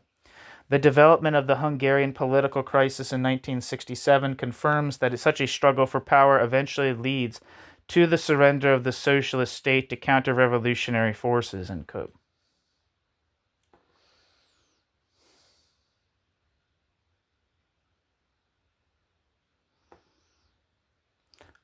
Edvard Cardell, whose name I don't know how to pronounce. Still, Cardell was in agreement with Stoyanovich on at least one important topic, that the issue of conceptualizing social structure and conflict is as much a practical question as it is a theoretical question. Beyond this point, however, they diverge, as it would seem, irreconcilably. From this exchange, it should be more than evident that in Yugoslavia, the question of class antagonism and socialism continues to hold the most serious political implications, for the legacy of the, quote, statism and issue here is as nearly all Yugoslavians are well aware, one of the most important elements of the Yugoslav political culture, and one which, as the Praxis Marxists have repeatedly emphasized, continues to be felt keenly in modern Yugoslav social life. With reference to the preceding discussion of the role of the party in the genesis of the Soviet bureaucratic class, it is especially interesting to note that as Praxis, social criticism grew more intense over time. The question of the responsibility of the structure of the Yugoslav revolutionary vanguard for social divisions in contemporary Yugoslavia came increasingly to the fore. The open articulation of this issue, in fact, revealed a significant shift in the stance of Praxis Marxism as a whole, not only toward the Leninist Party as a form of pre-revolutionary organization, but also toward the Yugoslav revolutionary experience itself. For some Praxis Marxists, the new position seemed to represent only a slight change of emphasis. Stoyanovich, for instance, had written in the pre-1968 period about the Yugoslav revolution in quite positive terms, viewing the Leninist Party as perhaps a necessary evil, but nonetheless an appropriate form of revolutionary organization in conditions of illegality. But after the disappointments of the aborted student revolts of 1968 and the increasing frustration of Stoyanovich and his colleagues with the effects of the economic reforms and the concurrent reappearance of the old, quote, administrative methods, end quote, toward social critics such as themselves, even the partisan experience came to be viewed in a new light. While previously Stoyanovich and others had limited themselves to discussing the moral tragedy of the professional revolutionary, in 1972, Stoyanovich addressed himself much more unequivocally to the lasting significance of the party's Stalinist origins. Quote, unfortunately, we are still far from a true picture of the CPY and the Yugoslav Revolution, in the official version, There is hardly any evidence of the intimate connection between Stalinist forms of social organization, and the Stalinist dimension of the Communist Party of Yugoslavia before and during the revolution.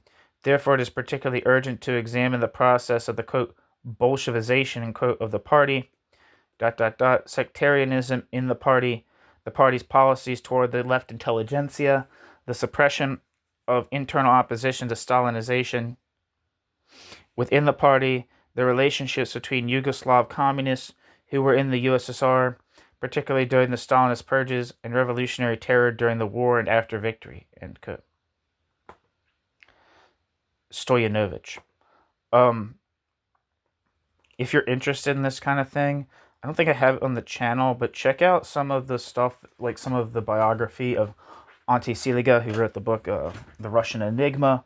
It was part of the Communist Party of Yugoslavia, part of its left wing. I'm not sure about the extent of repression or of him within the party, but I know it was a thing. Anyway, end footnote. Or, I don't know if I said that, end quote, Stoyanovich.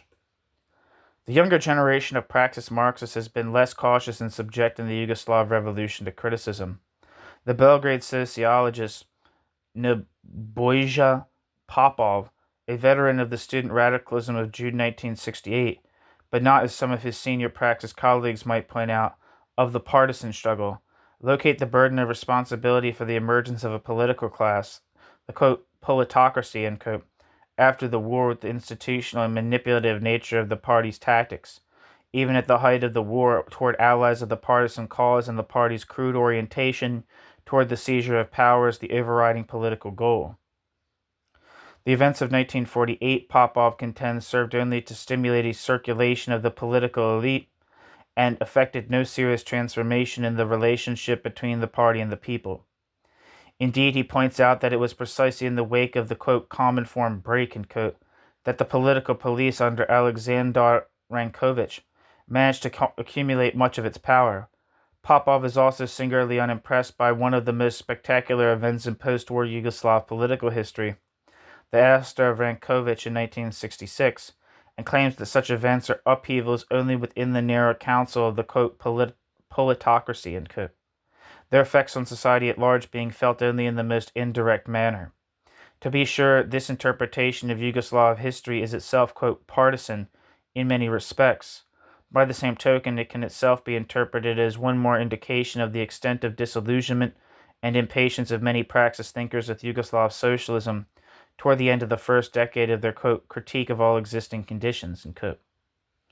But no better sign of their increased frustration with this period, save perhaps their growing frustration with the practice of self-determination in Yugoslavia discussed below, can be found than in their changing view of the charismatic leader. The Praxis critique of Stalinism as a bureaucratic class society bears striking resemblance to Trotsky's theory of the bureaucratic thermidor in many respects. One of the potential consequences of the Trotskyist argument is to diminish the role played by any single individual in the process of counter-revolutionary transformation. It's important to note that Trotsky did not view Stalinism as a counter-revolution, but a degeneration creating the conditions for counter-revolution. Counter-revolution for Trotsky would have been something comparable to actually what happened in 1991 with the privatization of the state economy. Anyway, Kresic, for instance, argues in his counter-critique of the Soviet analysis of Stalinism that to confine the sources of Stalinism to a single personality is to overlook the systemic aspects of the monstrosity that grew out of the revolution's degeneration. Instead of a single cult of personality, Kresic asserts, Stalin's cult was merely the apex of an entire system of political bureaucratic cults of personality, beginning with the principle of, quote, edinochali, end quote, and culminating in the apotheosis of the, quote, most general director generalissimo, end quote. While Kresic does concede that in its advanced stages the, quote, Stalinist political system was at times decisively influenced by the imprint of Stalin's own personality, he observes that, quote, the idea that everything depends primarily upon the leadership is primarily the idea of the leadership about its own significance in society, end quote. Kresic. And Markovic, even less equivocally, states that the, quote, myth of Stalin was built up by a bureaucracy which needed Stalin, ... Thus Stalin created the bureaucracy, and the bureaucracy created Stalin, end quote. And that's definitely the view of Trotsky. To be sure, even this, quote, traditional Praxis view of the role of the leader has its ambiguities. When When Praxis thinkers such as Verninsky and Supek, for instance, decry the several serious errors in Stalin's political thought, they clearly imply that these personal views of one man carried enough weight, and that the individual who held them carried enough personal influence for them to be of such fateful historical significance.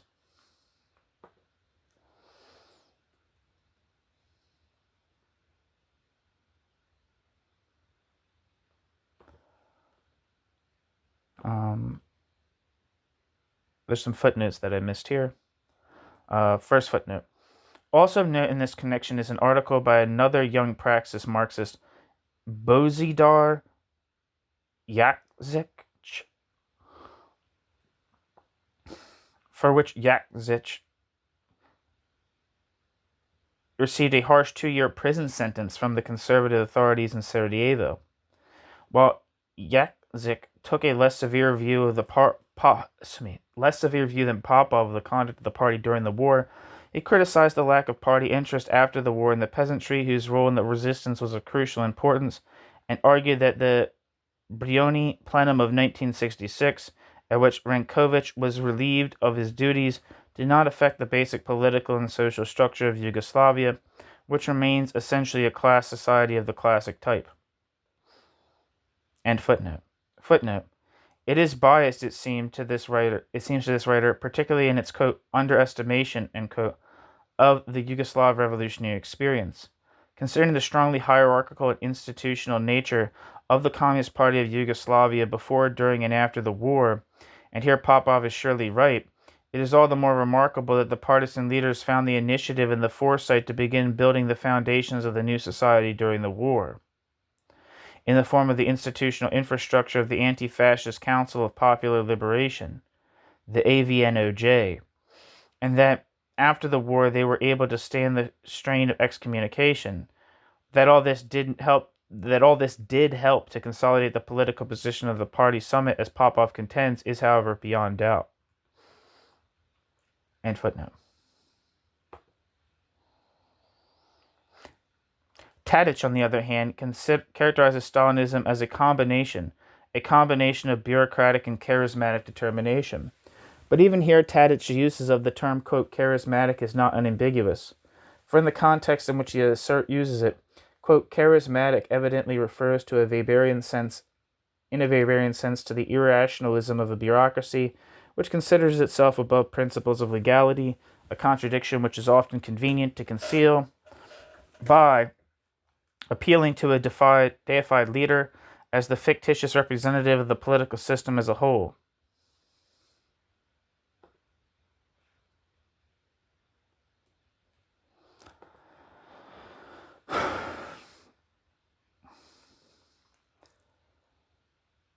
In this manner, Tadic points up one of the problems of the concept of, quote, charisma in general, that it is not necessarily an attribute of a person only, but might be thought of as a characteristic of an entire system or collectivity as well, and seems to suggest that the preeminence of one leader in the Stalinist system is little more than a necessary illusion, fostered by the bureaucracy itself.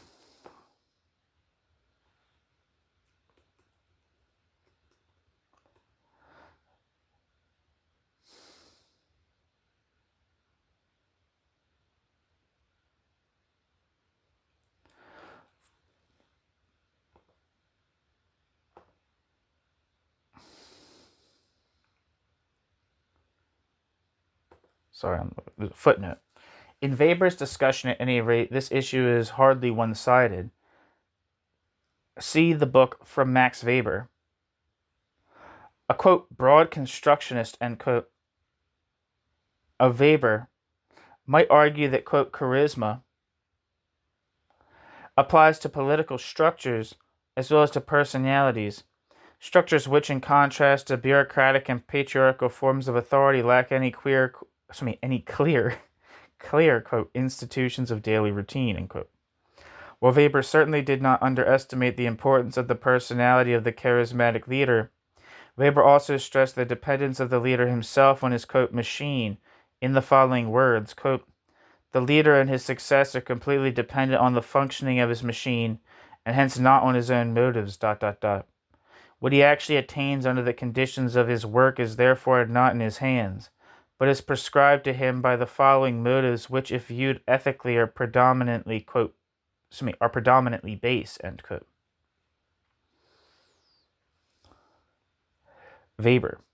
In any event, Tadic certainly points up, however indirectly, a problem in Weber's thought about charisma, particularly with respect to the latter's assertion that, quote, charismatic domination is the very opposite of bureaucratic domination, end quote. End footnote.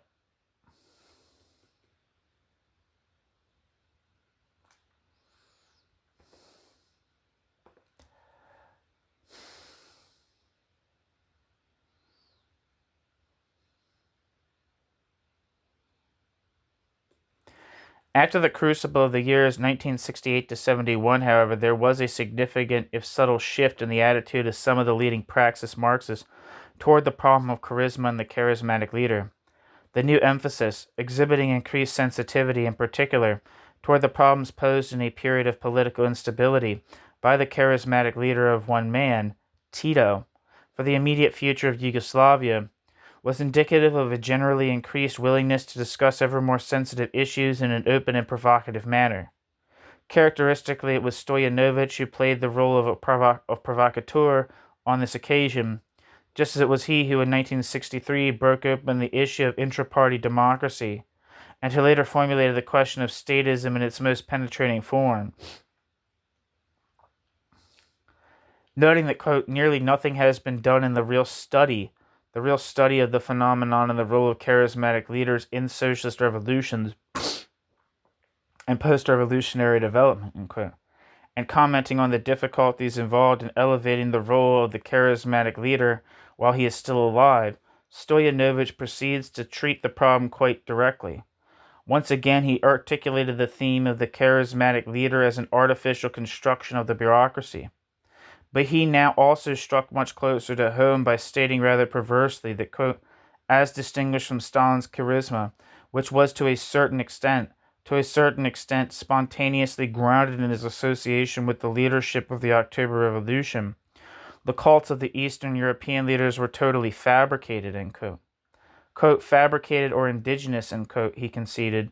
Quote, the cult of the leader, gradually becomes an enormous material force, end quote, in its own right.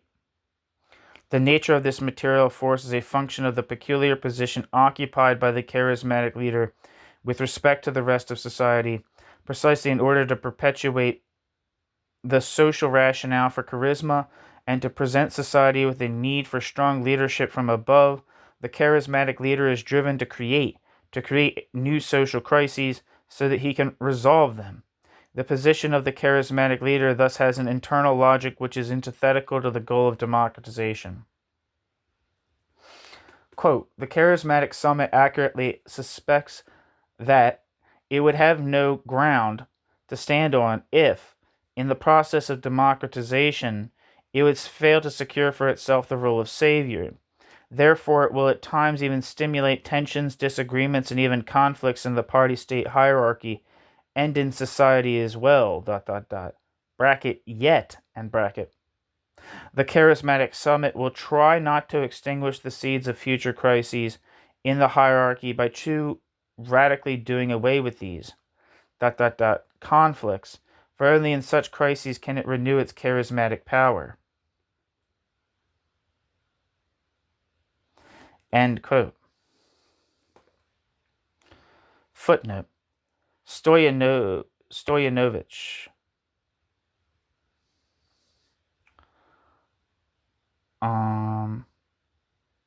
Footnote. Stanley Hoffman, discussing de Gaulle's style of, quote, crisis leadership, end quote, makes a similar point. Quote, crisis leadership, end quote.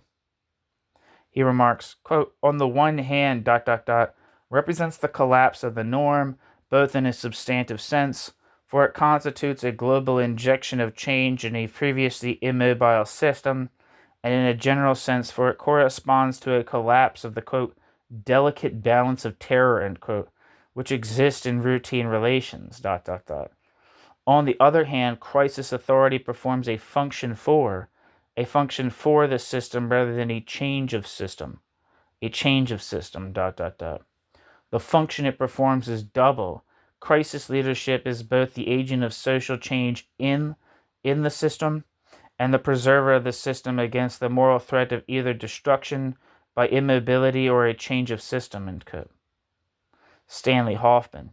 See Stanley Hoffman's article, Heroic Leadership, The Case of Modern France, in Louis J. Edinger's edited volume, Political Leadership in Industrialized Societies. End footnote. Stoyanovich seemed to suggest in a thinly veiled way that many of the sharp zigzags in recent Yugoslav political life, as examples, one might mention the failure to transform economic into political liberalization, the deceptive political decentralization that culminated in 1971 in a drastic reassertion of party discipline, or even more specifically, the toleration of nationalistic expressions in Croatia until a clear crisis point had been reached in late 1971, could be attributed at least in part to the requirements of charismatic rule, struggling to find a place for itself in a changing social universe. At the same time, Stoyanovich's argument itself implied that the view of the charismatic leader as a mere creature of the bureaucracy is inadequate insofar as it fails to take account of the possibility of fails to take account of the possibility that the leader, who may indeed begin as the creature of the bureaucracy, may at some point overpower the bureaucracy. Jesus Christ, I fucked that up. I gotta reread that whole sentence. Sorry, I'm spacing out here. At the same time, Stoyanovich's argument itself implied that the view of the charismatic leader as a mere creature of the bureaucracy, is inadequate insofar as it fails to take account of the possibility that the leader, who may indeed begin as the creature of the bureaucracy, may at some point overpower not only the bureaucracy, but also the entire political system which gave birth to him. From the discussion in this chapter, it should be evident that the Praxis critique of Stalinism was a critique in movement rather than a static doctrine, which, once set forth, was complete. As the views described here on the Revolutionary Party and the charismatic leader should remind us, the problem presented by Stalinism was not, for the Praxis Marxists, a purely theoretical or one of historical or, quote, Sovietological interest. Many of modern Yugoslavia's political institutions did have their origins in Stalinist models, and the initially sporadic but now intensifying use of, quote, administrative methods, unquote, to suppress critical thought both within and outside the party can only serve to illustrate the stubborn resistance which these vestiges of the, quote, old in Yugoslav political culture offer to attempts to excise them. By the same token, as the 1960s drew to a close, there was increasing evidence suggesting the evolution of Yugoslavia away from Stalinism toward a fundamentally new system of political, economic, and social relations. The orientation of the Praxis critique began to shift accordingly from a critique of statism to a critique of market society.